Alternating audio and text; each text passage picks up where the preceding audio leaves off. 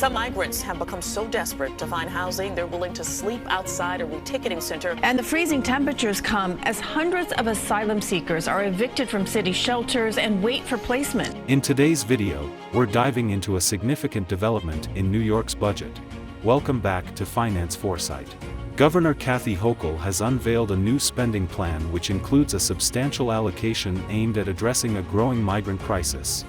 Companies won't do business in New York if there are thousands of people sleeping on the streets, or the quality of life is dramatically impacted because the city is forced to cut essential services. City Hall says right now single adults wait about 5 days for placement. Steps away at Tompkins Square Park, asylum seekers wrapped in layers of clothes try to pass the time. This man tells US he will likely spend the night on the streets. ¿Por qué en la calle? Porque en mi caso no tengo móvil, teléfono, y me dan direcciones y como no conozco la ciudad.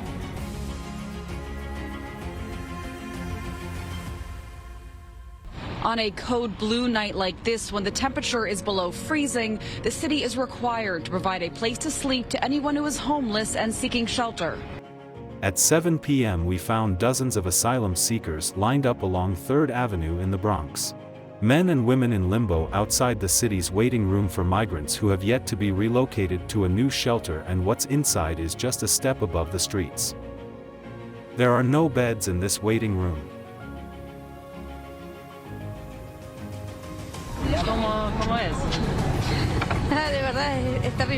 Jennifer is a 46-year-old asthmatic migrant from Venezuela.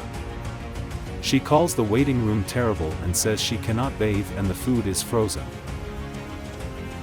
Jennifer describes to US how she spent the past 5 nights sleeping on the floor in the Bronx. In the morning she goes down to the East Village to check if it's her turn in line. Then she comes back here to wait for the doors to open at 8 p.m. A spokesman for City Hall told US if Code Blue is still in effect, by morning, asylum seekers will be allowed to stay in the waiting room past 6 a.m. Even though she faces a $4.3 billion budget gap, they made sure to help asylum seekers in her $233 billion spending proposal. $2.4 billion in migrant aid will help pay for some 3,000 shelters at Floyd Bennett Field, the Psychiatric Center, and Randall's Island, legal and case management services, health services including testing for diseases, programs to relocate migrants to other parts of the state, and provide rent subsidies and National Guard expenses. We must support the city of New York in this moment. Despite pushback from the legislature, the governor said Adams should keep control of New York City schools for 4 more years, Which has been granted to every mayor since the year 2002. in a spending plan that dealt with crime, education, climate change, and housing. The governor called for paving potholes, planting 25 million new trees, building 1,500 housing units on transit hubs in prisons, extending the 2nd Avenue subway west of Broadway, combating shoplifting, combating hate crime, building more swimming facilities, creating 200 new inpatient psych beds. She also insisted now is not the time to raise income taxes because it causes people to flee the state. So we can slow down the outmigration that has resulted in the loss of $6 billion in tax receipts this year alone. We could have used that money.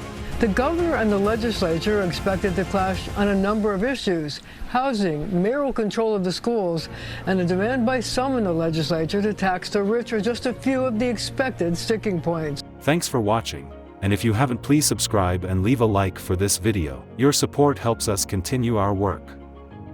Thank you for joining us today on Finance Foresight.